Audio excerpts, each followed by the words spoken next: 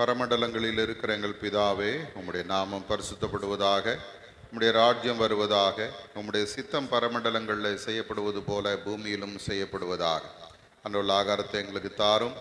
எங்களுக்கு விரோதமாய் குற்றம் செய்கிறவர்களுக்கு நாங்கள் மன்னிக்கிறது போல எங்கள் குற்றங்களை எங்களுக்கு மன்னியும். எங்களை சோதனைக்கு பிரவேசிக்க பண்ணாமல் தீமையை ரட்சித்துக் கொள்ளும். ராஜ்யமும் வல்லமையும் மகிமையும் என்றென்றைக்கும் உடையவர்களே. ஆமென், ஆமென்.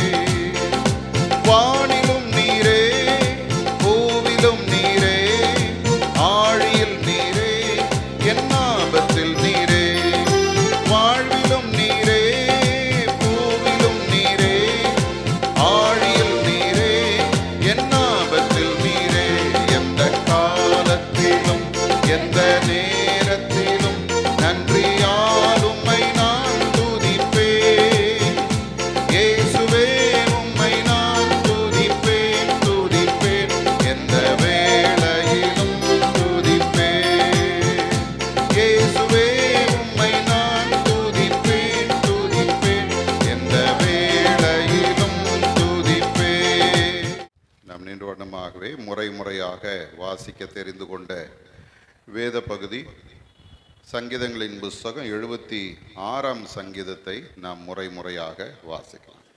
சங்கீதம் 76.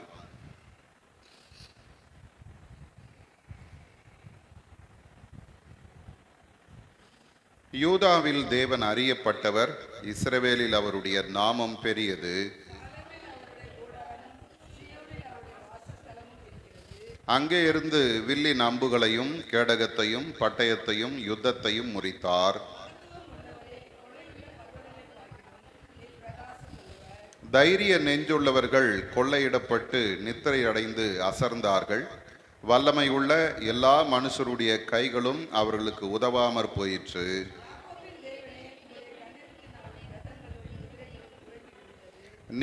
நீரே பயங்கரமானவர். உமது கோபம் மூளும்போது உமக்கு முன்பாக நிற்பவன் யார்?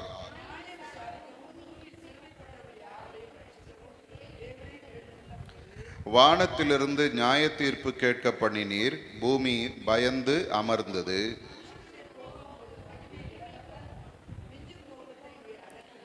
பொருத்தனை பண்ணி அதை உங்கள் தேவனாகிய கர்த்தருக்கு நிறைவேற்றுங்கள்.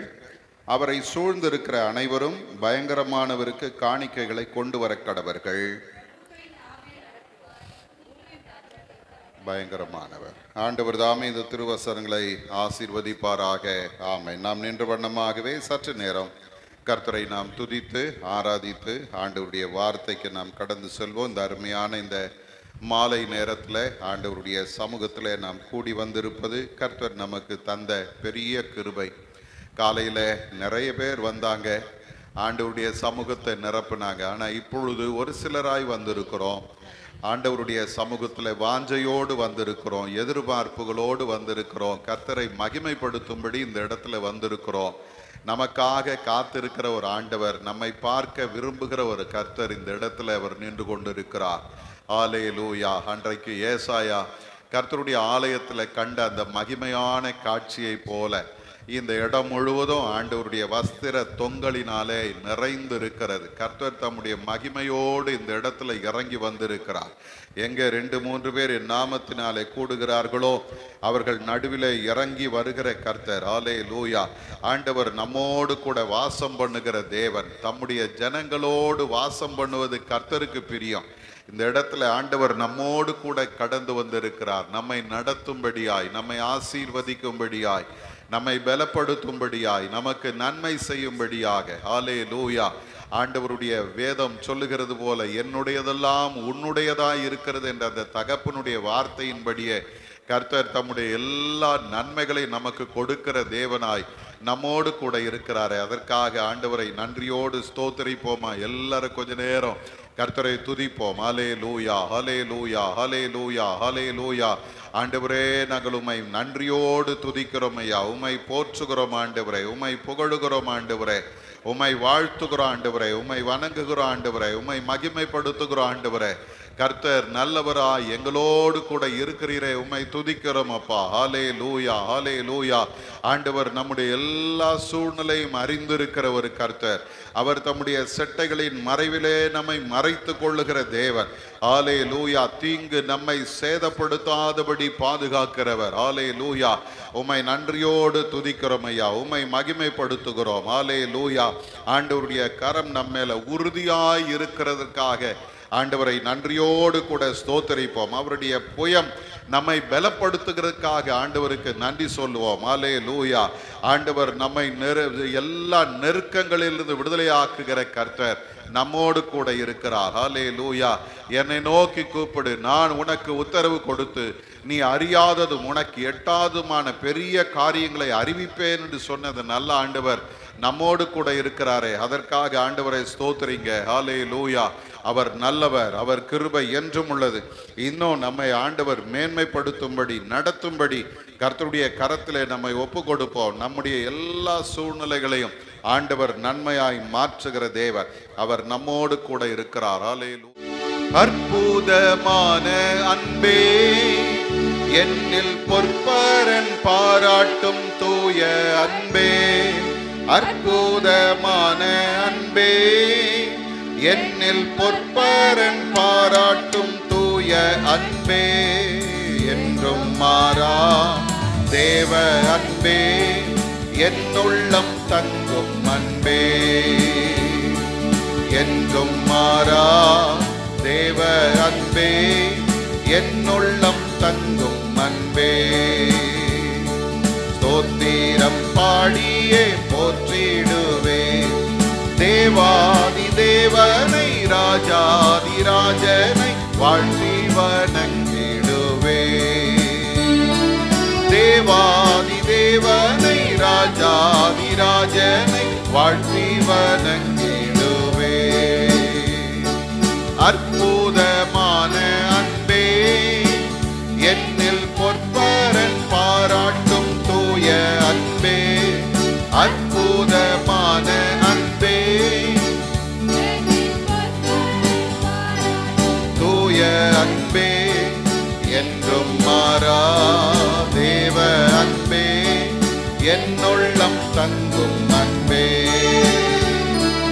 என்றும் மாறா தேவ அன்பே, என்னுள்ளம் தங்கும் அன்பே.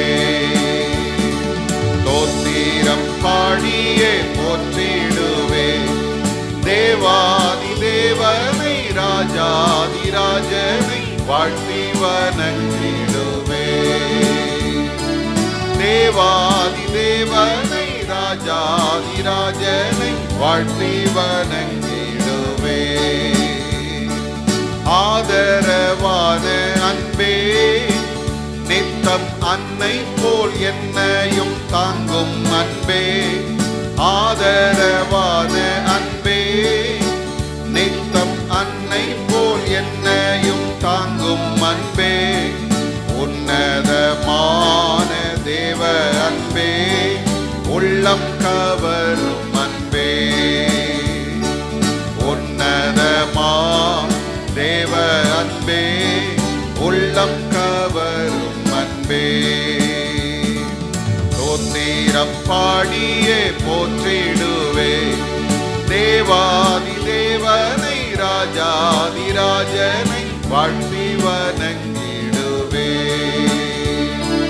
தேவாதி தேவனை ராஜாதி ராஜனை வாழ்த்தி வணங்கிடுவே. வாக்கு மாறாத அன்பே கோவில் வார்த்தை உரைத்தென்னை தேற்றும் அன்பே. வாக்கு மாறாத அன்பே தீரு வார்த்தை உரைத்தென்னை தேற்றும் அன்பே. சர்வ வல்ல தேவ அன்பே சந்ததம் ஓங்கும் அன்பே.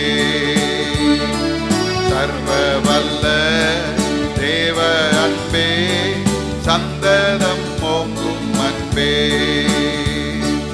ஆஹா ஹல்லேலூயா, ஆஹா ஹல்லேலூயா, ஆஹா ஹல்லேலூயா, ஆஹா ஹல்லேலூயா, ஆஹா ஹல்லேலூயா, ஆஹா ஹல்லேலூயா, ஆஹா ஹல்லேலூயா.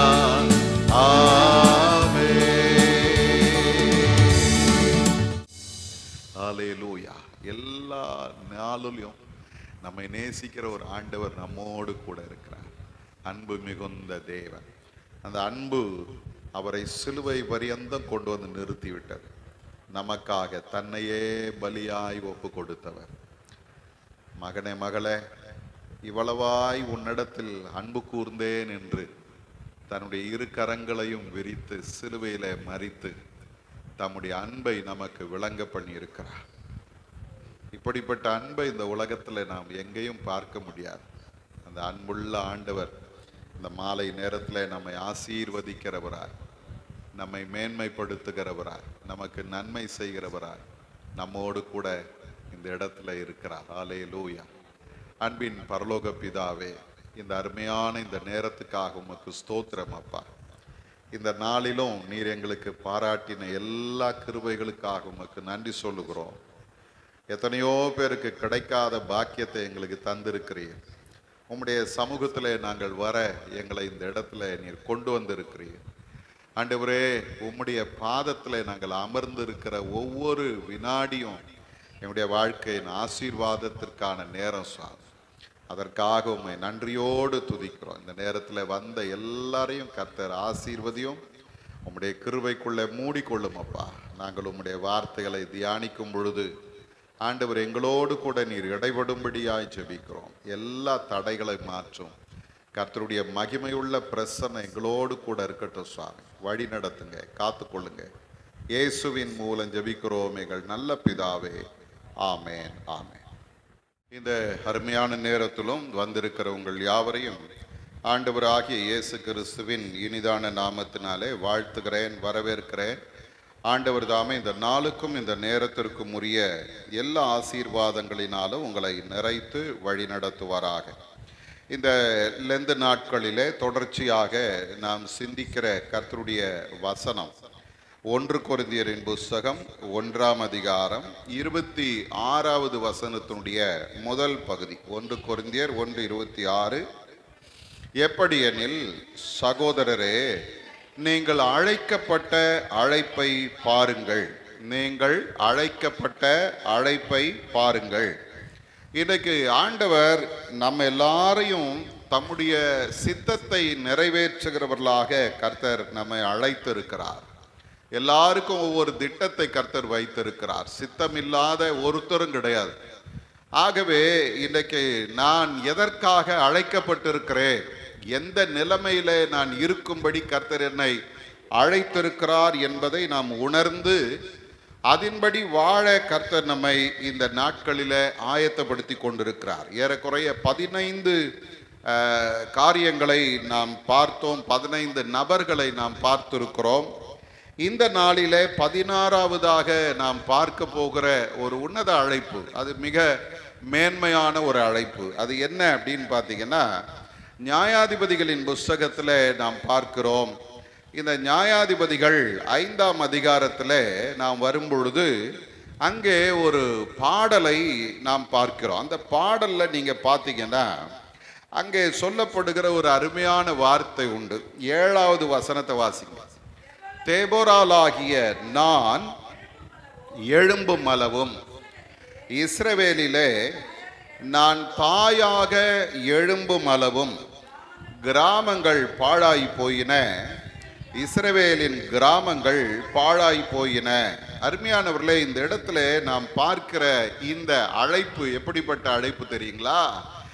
ஒரு தேசத்துக்கு அல்லது ஒரு பட்டணத்திற்கு தாயை போல இருக்கும். இந்த இடத்துல நாம் பார்க்கிறோம், தெபோராளை ஆண்டவர் எதற்காக எப்படி அழைத்தார் அல்லது எப்படி தெரிந்தெடுத்து வைத்திருந்தார் என்று நாம் பார்ப்போமானால், அந்த அம்மா சொல்றாங்க, தெபோராளாகிய நான் தாயாக எழும்பும் அளவும் என்று சொல்லி அங்கே சொல்லப்படுகிறது.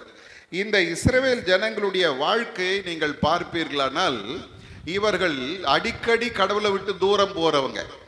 ஒரு நியாயாதிபதியை கடவுள் ஏற்படுத்தி அவங்களுக்கு அவங்க அந்த ஜனங்களை ரட்சிப்பார். அந்த நியாயாதிபதி உயிரோடு இருக்கிற வரைக்கும் இவங்க என்ன பண்ணுவாங்கன்னா, அந்த நியாயாதிபதி சொல்றதை கேட்டு நடப்பாங்க. அவர் மரித்த உடனே திரும்ப இவங்க பழைய வாழ்க்கைக்கு போயிடுவாங்க. கடவுளை விட்டு ஆண்டவரை விட்டு தூரம் போவார். உடனே ஆண்டவர் என்ன பண்ணுவார் தெரியுமா? ஏதாவது ஒரு ஜனங்களிடத்தில் அவர்களை அடிமைகளாக விட்டுருவார், இல்லை அவர்களுக்கு கீழே அவர்களை விடுவார். அவர்களிடத்துல இவங்க அடிபட்டு நொறுக்கப்படும் போது திரும்பவும் கடவுளை நோக்கி கூப்பிடுவாங்க. ஆண்டவர் திரும்பவும் ஒரு ரட்சகனை ஏற்படுத்துவார். அப்படி ரட்சகன் வந்து அவங்களை ரட்சித்து திரும்பவும் கொஞ்ச நாள் அவங்க கடவுளுக்கு பிரியமாய் வாழ்வார்கள். அப்புறம் திரும்பவும் பழைய வாழ்க்கைக்கு போயிடுவாங்க. இது இந்த ஜனங்களுடைய நிலை. இப்ப பாருங்க, வேதம் என்ன சொல்லுகிறது? 4ஆம் அதிகாரத்தின் 1வது வசனத்தை பாருங்க. எகூத் மரணம் அடைந்த பின்பு இஸ்ரவேல் புத்திரர் திரும்ப கர்த்தரின் பார்வைக்கு பொல்லாப்பானதை செய்து வந்தார்கள். ஆகையால் கர்த்தர் அவர்களை ஆத்சோரில் ஆளுகிற யாபீன் என்னும் கானானியருடைய ராஜாவின் கையிலே விற்று போட்டார். இந்த யாபீன் எப்படிப்பட்டவன்? இவனுடைய சேனாபதி சிசேரா என்கிறவன், அவன் என்ன பண்றான்? ஆரோசேத் என்கிற இடத்துல அவன் குடியிருக்கிறான்.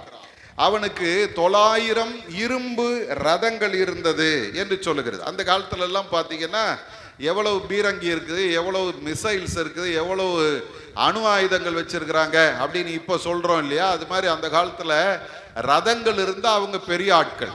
இப்ப இந்த மனிதனுடைய இடத்துல நீங்க பாத்தீங்கன்னா இவனுக்கு எவ்வளவு இருந்துச்சா? 900 இரும்பு ரதங்கள் இருந்தது. ஆகவே இவர் ரொம்ப பெரிய ஆள் அந்த நாட்கள்ல. ஆகவே இவர் என்ன பண்றாருன்னா 20 வருஷம் இந்த ஜனங்களை அவன் கொடுமையாக ஒடுக்கி வந்தான். இப்போ இவங்க கர்த்தரிடத்துல முறையிடுகிறார். முறையிடும் போது பாத்தீங்கன்னா இப்ப ஆண்டவர் ஒரு பெண்ணை அவர்களுக்கு நியாயாதிபதியா எழுப்புறார். அருமையானவர்களே, இந்த அம்மாவை குறித்து நீங்க பாத்தீங்கன்னா, இந்த தெபோரால் அப்படின்ற அந்த வார்த்தைக்கு என்ன அர்த்தம் அப்படின்னு பாத்தீங்கன்னா தேனின்னு அர்த்தம். இந்த தேனி அப்படின்ற அந்த வார்த்தை அந்த நாட்கள்ல ஆண்டவருடைய ஊழியத்தை செய்கிற எல்லாருக்குமே அந்த பெயரை வைப்பாங்களாம். ஆனா இந்த இடத்துல நாம் பார்க்கிற இந்த தெபோராலை குறித்து நாம பார்த்தோம்னா இதே பேர் ராகேலினுடைய வேலைக்காரிக்கும் இருந்துச்சு. அதனால இது ஒன்றும் எல்லாருக்கும் வைக்கிற மாதிரி தேனின்ற பேர் அல்ல, இது இவர்களுக்கு ஒரு முக்கியமான பேராக இருக்கிறது அப்படின்னு சொல்லப்படுகிறது. இந்த பெண்களில தீர்க்கதரிசிகள் ஒரு 4 பேர் வேதம் சொல்லுகிறது. அவர்களில இந்த அம்மாவும் ஒருத்தர். அதே போல நியாயாதிபதிகளிலே ஒரே ஒரு பெண் நியாயாதிபதி இந்த அம்மா தான். இந்த இந்த முக்கியத்துவம் வாய்ந்த இந்த பெண்ணை குறித்து இப்போ நம்ம சிந்திக்க போகிறோம். இந்த அம்மா எப்படி அழைக்கப்பட்டிருக்கிறாங்க?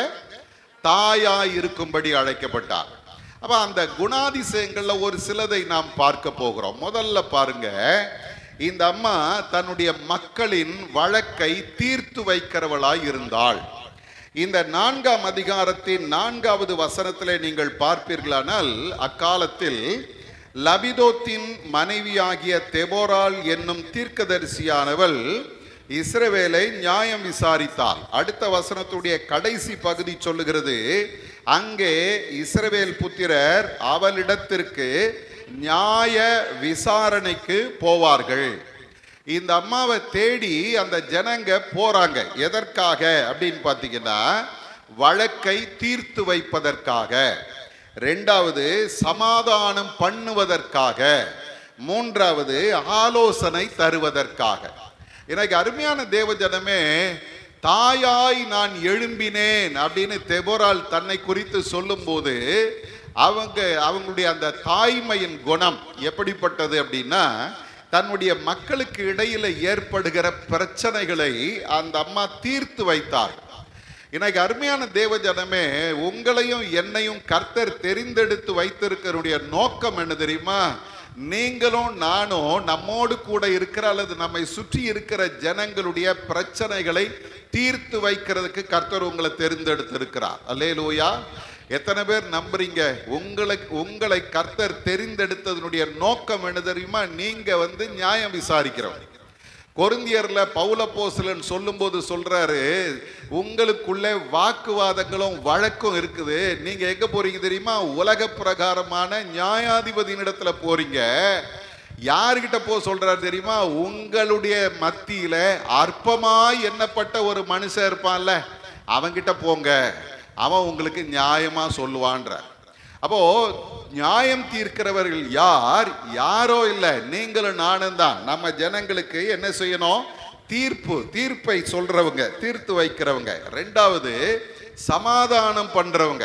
இன்னைக்கு நான் ஏற்கனவே சொன்ன மாதிரி, உங்களை என்னை கர்த்தர் எதற்காக தெரிந்தெடுத்திருக்கிறார் தெரியுமா? சமாதானம் பண்ணுவதற்காக தெரிந்தெடுத்திருக்கிறார். நம்ம பிரிவினைகளை ஏற்படுத்துகிறவர்கள் அல்ல, சமாதானத்தை சொல்லுகிறவர்கள். அதே போல நம்முடைய இன்னொரு அந்த தாய்மையின் குணம் என்ன தெரியுமா? ஆலோசனை சொல்லுதல். யாரெல்லாம் நம்ம கிட்ட ஆலோசனைன்னு கேட்டு வர்றாங்களோ அவங்களுக்கு பொறுமையாக ஆலோசனை சொல்லி அவர்களை கட்டி எழுப்ப வேண்டிய ஒரு பெரிய பொறுப்பை கடவுள் உங்களையும் என்னையும் நம்பி கொடுத்திருக்கிறார். அல்லேலூயா! அப்போ இந்த தெபோராளுடைய அழைப்பை இன்றைக்கு நீங்களும் நானும் பார்க்கும்போது, முதல்ல என் ஜனங்களுடைய வழக்கை தீர்க்கிற ஒரு தாயாக நாம் எழும்ப வேண்டும். அல்லேலூயா! எனக்கு அருமையான தேவ ஜனமே, இந்த தாய் எப்பவுமே பார்த்தீங்கன்னா, இந்த ரெண்டு பிள்ளைங்க இருக்குதுன்னு வச்சுங்களேன், இந்த 2 பிள்ளைங்களையும் அவங்க 2 கண்ணா தான் பார்ப்பாங்க. பல நேரங்களில் எதிரில் இருக்கிற பிள்ளைங்க சொல்லுவாங்க, அம்மா ஒரு பக்கமா பேசுறாங்க, அம்மா பிரிவினை பேசுறாங்க. ஆனால் அவங்க எதுக்கு அந்த 2 பிள்ளைகளுக்காக அவங்க பேசும்போது நியாயமா பேசுவாங்க, இல்ல நியாயமா பேசுவாங்க, கரெக்டா தீர்ப்பு சொல்லுவாங்க. அதுக்கு தான் அம்மா. எனக்கு அருமையானவர்களே, நீங்களும் நானும் கூட அது போலத்தான் வாழணும். 2வது இந்த இந்த இந்த தெபோராளை குறித்து நீங்க பார்த்தீங்கன்னா, தன்னுடைய மக்களுக்கு ஒரு பிரச்சனை என்று வந்த பொழுது யுத்தத்திற்கு போகவும் அவள் ஆயத்தமாக இருந்தாள். ஒரு அல்லேலூயா சொல்லுங்க. ஏங்க, யுத்தத்துக்கு போறதுக்கும் ஆயத்தமா இருக்கிறார். வேதத்தை வாசி பாருங்க. 4ஆம் அதிகாரத்துல 7வது வசனத்திலிருந்து நீங்க பாத்தீங்கன்னா, 6வது வசனத்திலிருந்து பாத்தீங்கன்னா, அவங்க என்ன பண்றாங்க தெரியுமா? நப்தலியில் உள்ள கேதேசில் இருக்கிற அபினோகாமின் குமாரன் பாராக்கை வரவழைத்து, நீ நப்தலி புத்திரரிலும் செபுலோன் புத்திரரிலும் 10,000 பேரை கூட்டிக் கொண்டு தாபோர் மலைக்கு போக கடவாய் என்றும், நான் யாபீனின் சேனாபதியாகிய சிசராவையும் அவன் ரதங்களையும் அவன் சேனையையும் கீசோன் பள்ளத்தாக்கிலே உன்னிடத்திற்கு வர இழுத்து அவனை உன் கையில் ஒப்பு கொடுப்பேன் என்றும் இஸ்ரவேலின் தேவனாகிய கர்த்தர் உனக்கு கட்டளையிடவில்லையா என்றாள். இப்போ அந்த பாராக்கு யுத்த வீரன், அவன் என்ன சொல்றான் தெரியுமா? நீ என்னோட கூட வந்தால் போவேன், என்னோட கூட வராவிட்டால் நான் போக மாட்டேன். ஒரு ஒரு ஒரு யுத்த வீரன், ஒரு தளபதி, அவர் என்ன சொல்றார் தெரியுமா? இந்த அம்மாவை பார்த்து சொல்ல, நீ என் கூட வந்தீங்கன்னா நான் போறேன், இல்லைன்னா நான் போக மாட்டேன். நம்ம அந்த இடத்துல இருந்திருந்தோம்னா என்ன பண்ணியிருப்போம்? போப்பா, இது ஒரு பெரிய வேலைன்னு நீ சொல்லின்னு இருக்கிற, கடவுளே உனக்காக யுத்தம் பண்றேன்னு சொல்றாரு, போ, ஒன்னும் ஆகாது, பாத்துக்கோ, ஏதாவது ஆச்சுன்னா பாத்துக்கலாம், போயிட்டு வா அப்படின்னு ஏதாவது சமாதானம் பண்ணி அனுப்பியிருப்போம். ஆனா அந்த அம்மா அப்படி சொல்லல. அந்த அம்மா என்ன சொல்றாங்க தெரியுமா? நான் உன்னோட கூட நிச்சயமாய் வருவேன். ஒரு அல்லேலூயா சொல்லுங்க. ஆண்டவருடைய பிள்ளைகளாய் அழைக்கப்பட்டிருக்கிற நம்முடைய வாழ்க்கையில இந்த அழைப்பு என்ன தெரியுமா? நீ உன் ஜனத்துக்கு எப்படி இருக்கணும்? தாயா இருக்கணும். உன் ஜனங்களுக்கு ஒரு பிரச்சனை வரும் பொழுது யுத்தத்திற்கு போகவும் ஆயத்தப்பட்ட தெபொராலை வேதம் இங்கே காண்பிக்கிறது. அல்லேலூயா.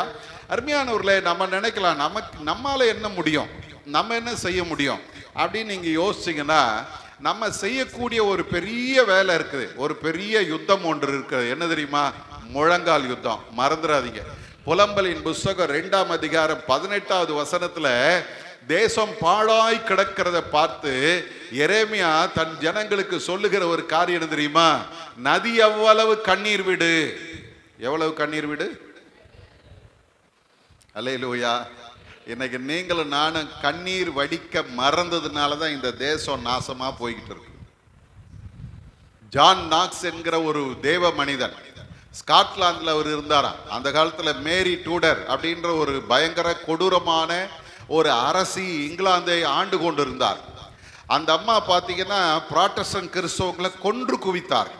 அதனால அவங்களுக்கு பேரு பிளடி மேரின்னு பேரு, ரத்த மேரி. அந்த அம்மா ஒரே ஒரு ஆளுக்கு பயப்படுவாங்களாம். யார் தெரியுமா? அந்த ஜான் நாக்ஸ் என்றவர். எப்பொழுதெல்லாம் ஜான் நாக்ஸ் முழங்கால் படியிட்டு அவர் ஜெபம் பண்றாரா அப்பெல்லாம் இந்த அம்மா பயப்படுவாங்க. அவர் என்ன ஜெபம் பண்ணுவாராம்? பெரிய ஜெபம்லாம் ஒன்றும் இல்லை, ஆண்டவரே ஸ்காட்லாந்து தேசத்தை எனக்கு தாரு. ஏன்னா அதுவும் அந்த ஸ்காண்டினேவியன் கண்ட்ரீஸ்ல ஒன்று. அவர் ஜெபம் பண்ணுவார், ஆண்டவரே ஸ்காட்லாந்து தேசத்தை எனக்கு தாரும், இல்லையானால் நான் செத்து போகிறேன். அவருடைய ஜெபம் எப்படி இருக்கு பாருங்க. ஸ்காட்லாந்து தேசத்தை எனக்கு தாரும், இல்லையானால் நான் செத்து போகிறேன். ஆண்டவர் அந்த ஒரு மனிதனுடைய ஜெபத்தை கேட்டு அந்த ஸ்காட்லாந்து தேசத்தை கிறிஸ்தவ நாடாக அறிவிக்க செய்தார்.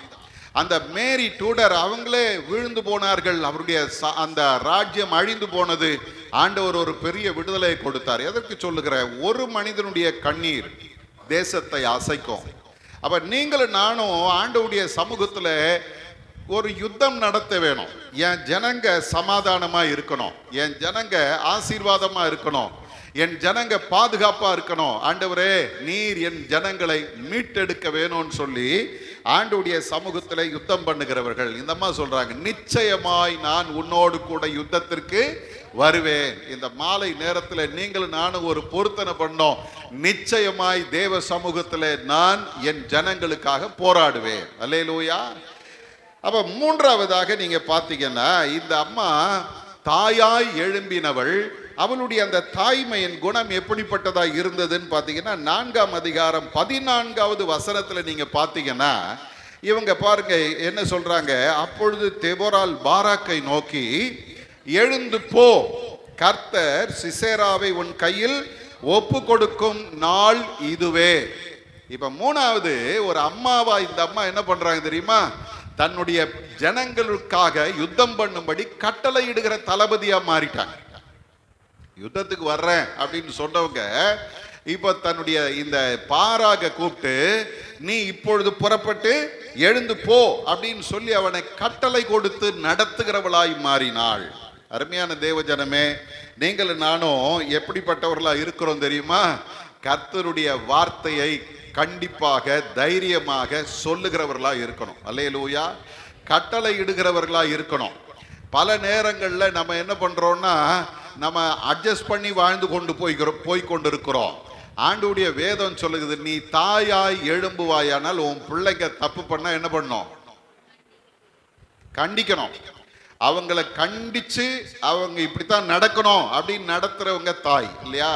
அப்ப நீங்களும் நானும் என்ன செய்யணும்? நம்முடைய ஜனங்களை கட்டளையிட்டு நடத்துகிறவர்களா இருக்கணும். இப்படி நட, இதை செய், இதுதான் ஆண்டவருக்கு பிரியம், இதை மீறி நீ செய்யக்கூடாது அப்படின்னு சொல்ற அந்த தைரியம் கிறிஸ்தவங்களுக்கு தேவை.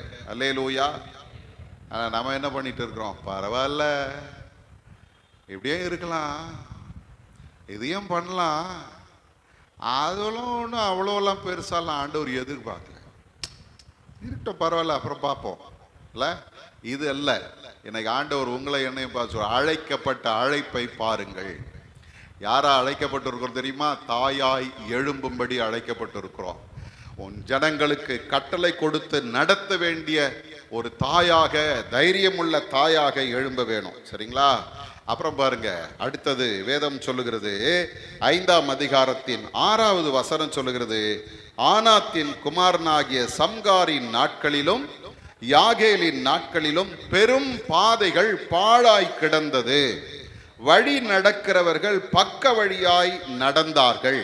அப்போ இந்த வசனத்தை நீங்க பார்த்தீங்கன்னா, இவங்க என்ன சொல்றாங்கன்னா, அந்த நாட்கள்ல கொள்ளைக்காரர்கள் பெருகி இருந்தாங்க. இந்த தெபொராலினுடைய காலத்துல கொள்ளைக்காரர்கள் பெருகி இருந்தாங்க. பெரும் பாதைகளில் அங்கங்க ஒளிஞ்சிட்டு இருப்பானா.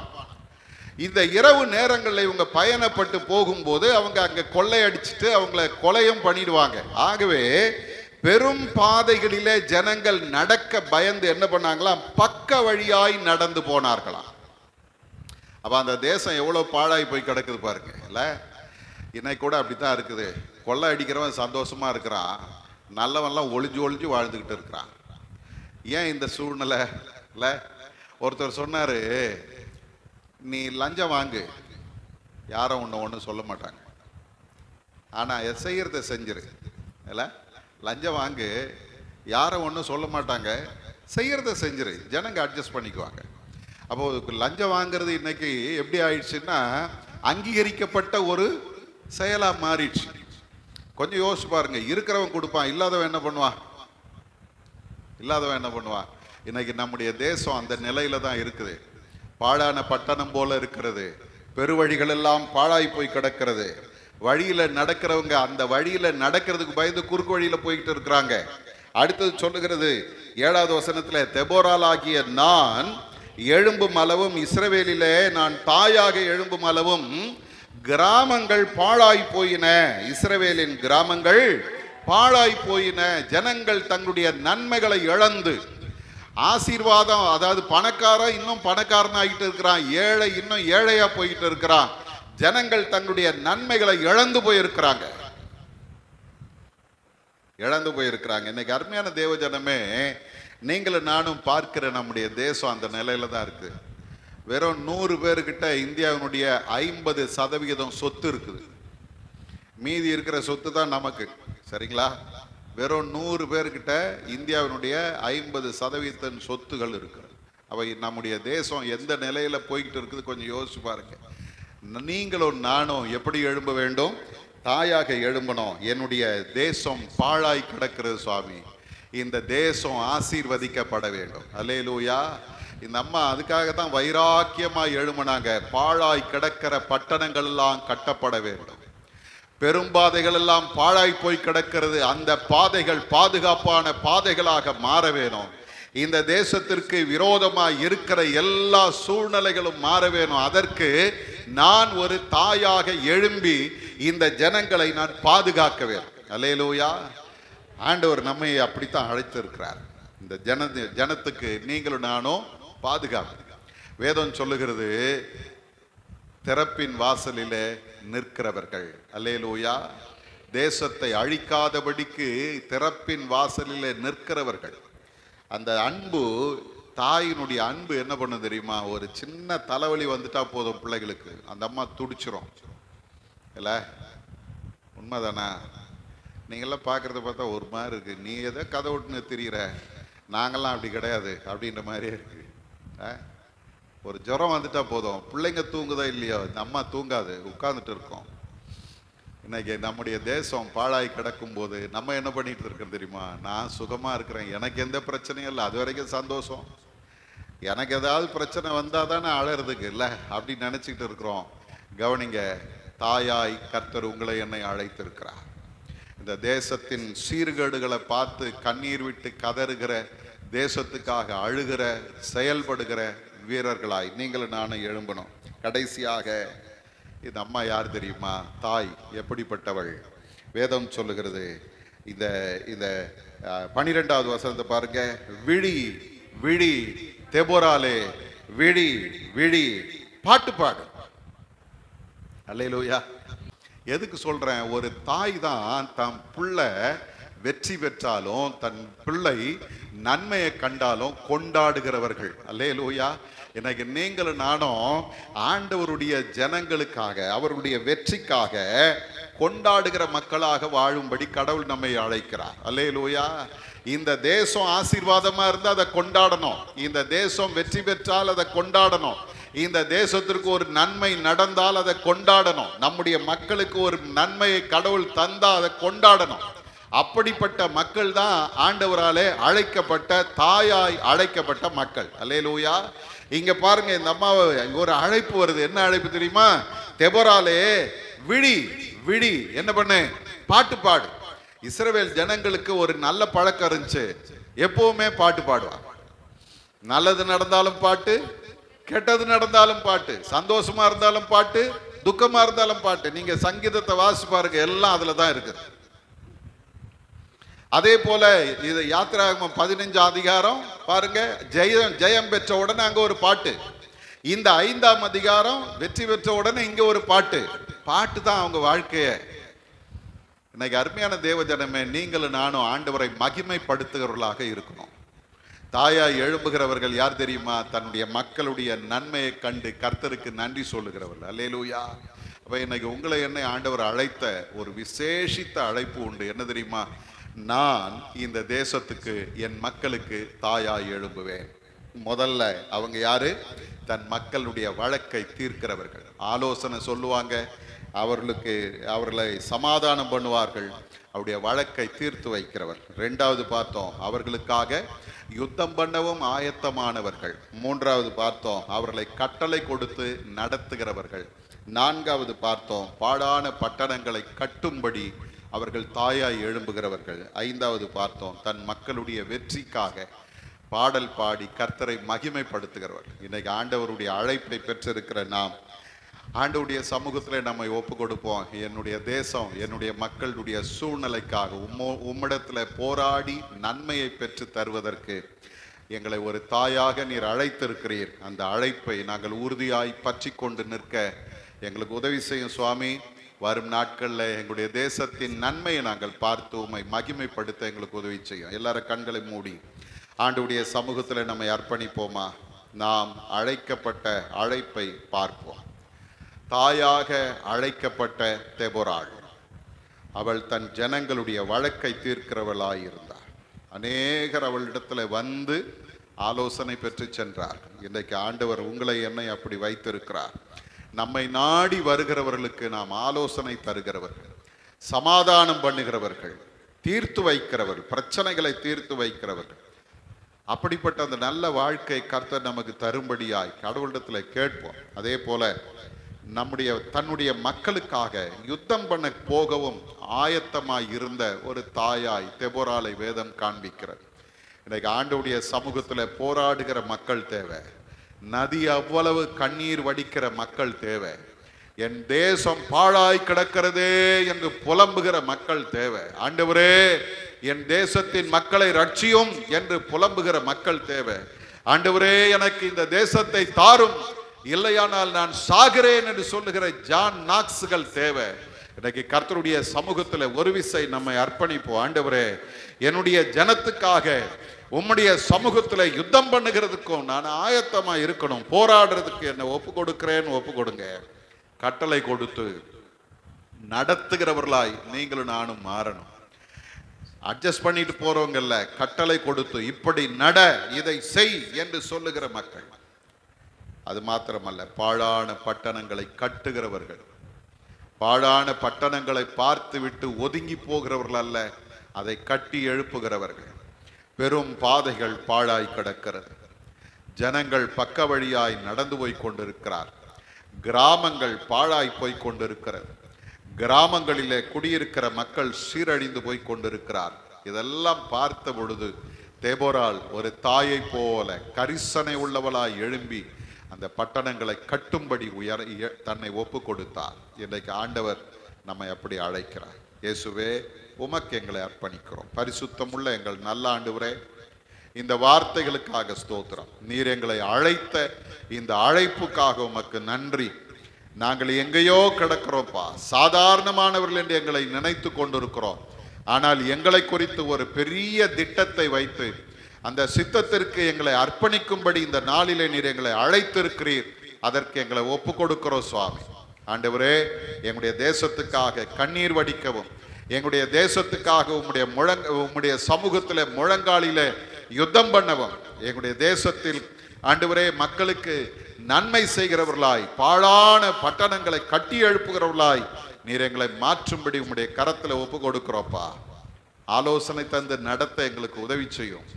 உம்முடைய கிருபை உள்ள கரத்தில் எங்களை தாழ்த்துகிறோம், அர்ப்பணிக்கிறோம். நீர் பொறுப்பெடுத்து நடத்தும். இயேசுவின் மூலம் ஜெபிக்கிறோம் எங்கள் நல்ல பிதாவே. ஆமென், ஆமென்.